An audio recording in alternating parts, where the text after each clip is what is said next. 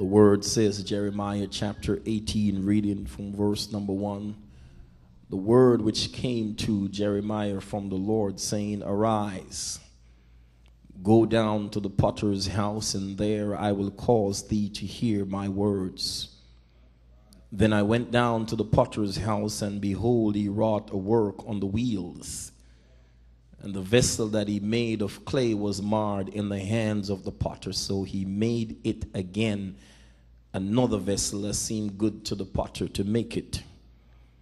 Then the word of the Lord came unto me, saying, O house of Israel, cannot I do with you as this potter, saith the Lord? Behold, as the clay is in the potter's hand, so are ye in my hands, O house of Israel. Thank you very much. You may be seated in the presence of the Lord. The prophet Jeremiah, who gave his name to this book, lived and ministered in Judah during a time of heartache and suffering for the nation. A swift decline spiritually characterized the people who descended from the heights of revival to the depths of rivalry. The prophet Jeremiah, whose name means Yahweh's appointed or God's established, occupied at least 41 years from 627 BC. During this time, he suffered personal humiliation, rejection, and persecution by his own people. As a matter of fact, Jeremiah was dubbed the weeping prophet because he loved to cry. He would go to God from time to time, and he would cry, and he would complain, and he would bellyache, and he would tell God how much he tried to preach his words, and people would beat upon him and will say all kind of stuff. It got to a place one time where we were so upset, so mad, that he closed the Bible up and he said, I will never utter your word again. I will never preach another sermon. He turned and he started to walk away, but when he was just a few steps away, he said he felt something down inside his bones. It was like fire shut up in his bones. So he turned around and he picked up the words of God again and he started to preach. Despite the fact that he had to go through all of this, there is an unequivocal desire inside of him to preach, thus saith the Lord. And so God saw in him a man who would be true to duty as a needle to a pole. God saw in him a man who would stand up for right when the heavens fall. God saw in him a man who would cry aloud and spare not and show his people their sins. And so the words of God came to him saying, Arise, go down to the potter's house, and there I will cause thee to hear my words. He's moved, church, with more than a sense of curiosity. And he went down to the potter's house and he noticed that the potter was working on his wheels. But the vessel that he made of clay was marred in the hands of the potter.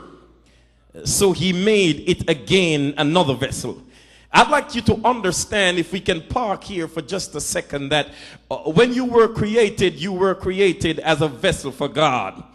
Oh, I need to talk to somebody inside the house. When you were created as a vessel for God. But ever since the inception of sin, it is blatantly obvious that the vessel has been marred. The young people forget the things they've been taught at home and prostitute their principles on the street. The vessel has been marred.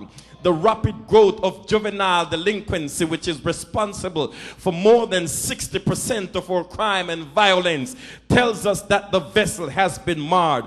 We forget the things we've been taught at home and in church, and we go out in the world and do things contrary to the will of God. The vessel has been marred. The music that captivates our young men is despicable, disgraceful, and degrading. It constantly promotes sex, drugs, and violence. It turns the mind off, turns the body on, and looses the wild stallions of passion. The vessel has been marred. Young men don't want to embrace values anymore, but they seem to listen to the songs that are played on the radio, and so you will hear them walking up and down the street talking about, I'm so hood. I heard that from one of my members. I just thought, and And they will talk about that, and somehow they believe in their hearts that if they can just get with the talk of the day, that can make them into the man that they ought to be. But I stopped for a while, church, and I listened to the song that they're listening to, and the song says, I'm so good. I asked one of my members to explain that to me. What do they mean when they said, I'm so good? And they said, Pastor, you got to get with the times that we're in. And so when I listen to the next verse of the song, it says, I got this gold up in my mouth and my pants below my waist. I said to myself, that's more paradoxical than anything else I've ever heard in my lifetime. Because yes, it is true that you have gold inside your mouth. You have opportunities that you have not yet tapped into. But have you ever seen a young man walking with his pants below his waist? He's walking like a cripple, and he's holding his pants up. And so while he has the gold inside his mouth, he can never tap into, realize, and access the gold in his mouth when he's walking with his pants below his waist, because he has to focus his attention on holding on to his pants than grabbing a hold of the gold. I'm going to preach inside this place today. You see, being a real man is not equated with getting with the times and doing the things the world is doing. One young lady, y'all pray for me inside this place. I'm going to preach Jesus in a little while. She said to me, what kind of man are you? She asked me the question where I come from. That's the forbidden question. She said, are you gay? I said, no, I'm not. I said, why did you ask that question?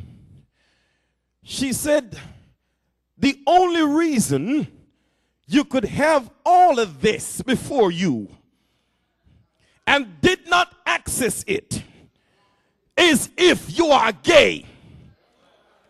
I said, no, my sister, there are some other reasons. She said, I've never seen a man before who could see this and refuse it. Let me tell you, church, she was all of that and more. But when she said, I've never seen a man that could see all of this and did not access it, I said, maybe you have not yet seen a man. Because the truth of the matter is, there are some other reasons aside being gay why it's not being accessed. There are reasons like integrity. There are reasons like character. There are reasons like the power of the indwelling Christ that is on the inside of you. That sometimes when you feel like you want to do stuff, you hear something saying, there is something within me that I can't explain. There is something within me that holds the rein. All that I know, great God Almighty, I've got something within me. But I didn't come to church to criticize you today. Oh no, that's the devil's sermon. You see, the devil wants to tell you all the bad stuff. He will walk around behind you all day long and tell you how much you're broken, tell you how much you've messed up. And if he can get to come to church and tell you the same thing, then the devil has got you told the same thing all week long.